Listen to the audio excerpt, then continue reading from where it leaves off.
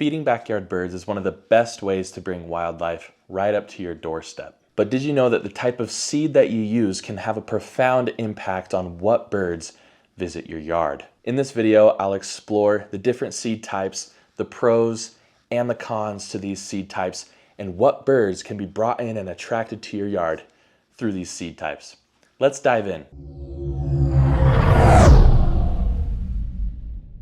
The first seed type that we're going to get into today is sunflower seeds. Now, if you want to attract the most diversity of birds to your yard, the seed that's going to bring in the most different types of birds, sunflower seed is the best seed that you could possibly pick for this. Now, there's two main types of sunflower seeds. There's black oil sunflower seed, and then there's striped sunflower seed.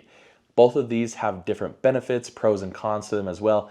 Don't worry, we'll get into the details of that in just a moment. Black oil sunflower seeds, for example, have a very thin shell, meaning that you can get a variety of different birds into your yard just by using this one seed type.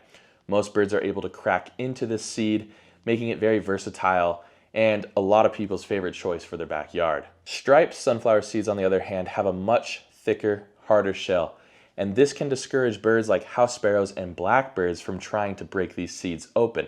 So if you want to limit some of the species that come to your yard, striped sunflower seeds is a great option instead of the black oil sunflower seeds. There's also a third type known as shelled sunflower seeds. Now, there's a lot of cons to this one. These are seeds that are pre-shelled, meaning that it's just the core of the seed available to the birds. These seeds tend to spoil very quickly because there's no protective outer shell. So if you put these seeds out, make sure that it's enough that the birds can eat in one sitting. If there's too many of them, those seeds are going to go bad and could potentially have a negative impact on the birds in your yard. Now let's get into the downsides of sunflower seeds in general. The first and major downside to sunflower seeds is that a lot of squirrels love to eat sunflower seeds. This is one of their favorite snacks. So if you live in an area with squirrels, you might want to consider using a different seed type.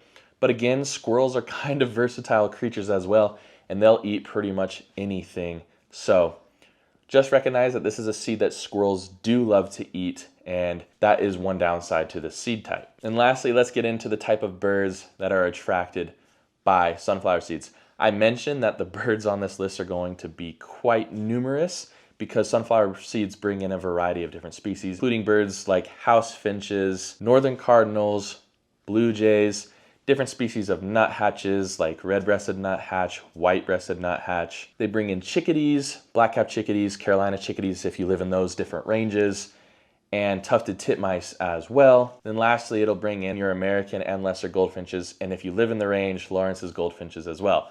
Now remember, with this list, I'm going to be listing off birds, but that doesn't necessarily mean that if you live in Utah, you're going to bring in a northern cardinal. Northern cardinals don't live in Utah. So just keep that in mind. If the bird is available in the range, these seed types can potentially bring those birds to your feeder, but it's not a guarantee, and definitely probably not going to attract too many birds way out of range. The next seed I'm going to bring up is Nyjer seed. This is also partly known as thistle seed. This is a small, tiny black seed that brings in a variety of different birds. It's also not the favorite of squirrels, so if you live in an area with squirrels, you might want to consider Nyjer seeds, but they attract a very specific group of birds that we're going to get into in just a moment. Nyjer, being such a small seed, actually works best in your finch feeders or your tube feeders, the ones that have the little tiny openings. And in a lot of ways, these feeders are specifically designed for your Nyjer seed. Now let's get into some downsides with the Nyjer seed as well, because it's not just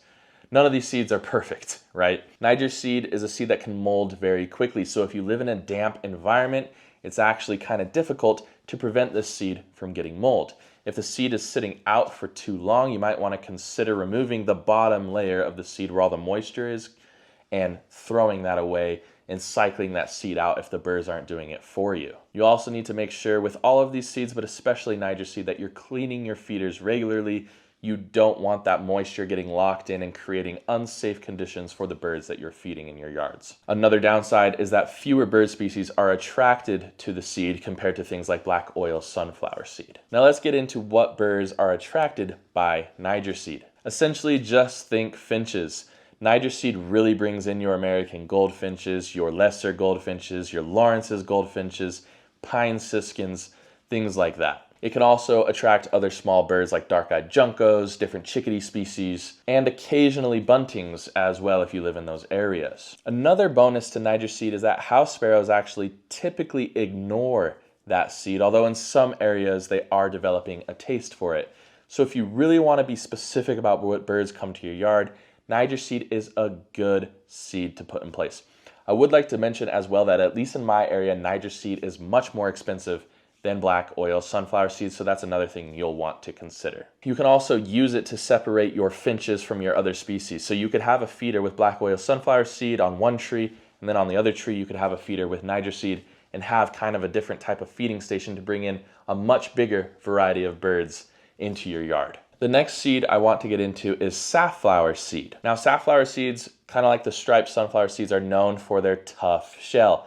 Not all birds can break into that shell and get to the heart inside of it. It is the preferred seed of northern cardinals, so if you live in an area pretty much east of the Rockies, you will have a good chance of attracting northern cardinals to your yard if you use safflower seed. It's also a great option if you have a tray feeder, those big square feeders that bring in some of those bigger birds as well. As a bonus, squirrels and house sparrows tend to avoid safflower seed and are not as attracted to it. So again, another good option if you don't prefer having those birds come to your yard. Again, a downside of safflower seed is that because it has a harder shell, that will limit the amount of species that you get in your yard because not all birds can eat safflower seed. I will also mention that in the West, at least in Utah, I don't see safflower seed as an option just because we don't have northern cardinals here, for example. Some birds that it attracts include northern cardinals, different grosbeak species. So in Utah, for example, we have the black-headed grosbeak.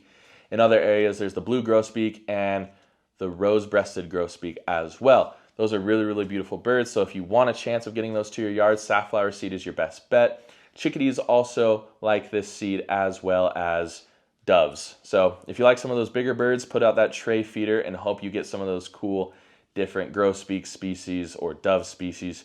And if you live out east, I'm very jealous of you, you can attract your northern cardinals. The next seed I want to get into is known as millet. Millet is a very good seed to spread across the ground. Now there are birds that prefer to eat in a feeder type environment up in the trees, and then there are birds that solely prefer to eat on the ground. If you have a feeder, you might want to consider also having millet to spread across the ground to attract an even bigger variety of birds to your yard. Downsides to this is that millet can attract things like mice to your yard and also some less desirable species. According to some people, I like all birds, but house sparrows and blackbirds are more into this type of seed being millet and do like to forage on the ground as well. So if you want to avoid those species, you probably don't want to be spreading millet around. Now there are some really cool birds that are attracted by this seed if you live in their ranges. California quails and Gambel's quails are a great example, as well as other species of quails if you live in a specific range. Again, we mentioned different sparrow species can be attracted by millet, as well as doves. Doves like millet. Towhees, for example, can be brought in by millet if you, again, live in those ranges. Dark-eyed juncos are a big fan of foraging on the ground and therefore are attracted by millet. And then lastly, obviously, your northern cardinals as well can be brought in by this seed. So a great variety of species, a few downsides to millet, but it is a really good seed if you want to have something to spread across the ground. Maybe bring in some of those ground foraging species to your yard. Now I want to mention a few things that aren't necessarily your traditional seed types.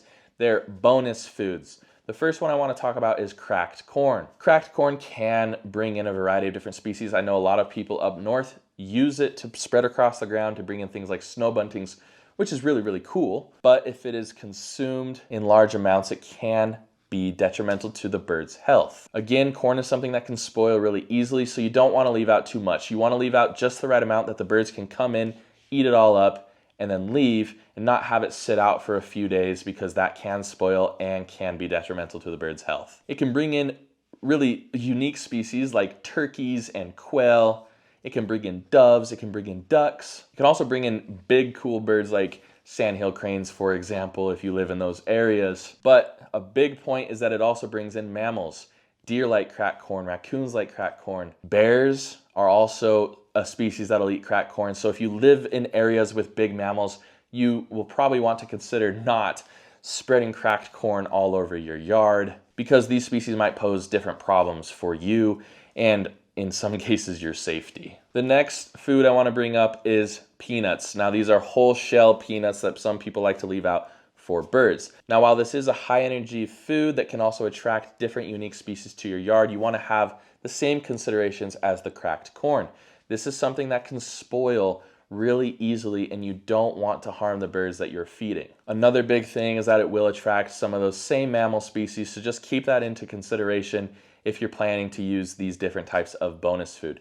Personally, I prefer to stick with the seeds. It seems like the safest option for the birds, especially those seeds with shells over them. Now we've covered a ton of different seed types in this video, but which one is my personal favorite? Which one do I think is the most versatile, the best for your yard? It's gonna have to be the number one choice, black oil sunflower seed. This brings in the most species, it's safe for the birds to eat, it's a favorite among a variety of different species, and it's not that expensive. You can buy, in some cases, a really big bag for not that much money. I've had a 50-pound bag that's lasted me this whole year so far.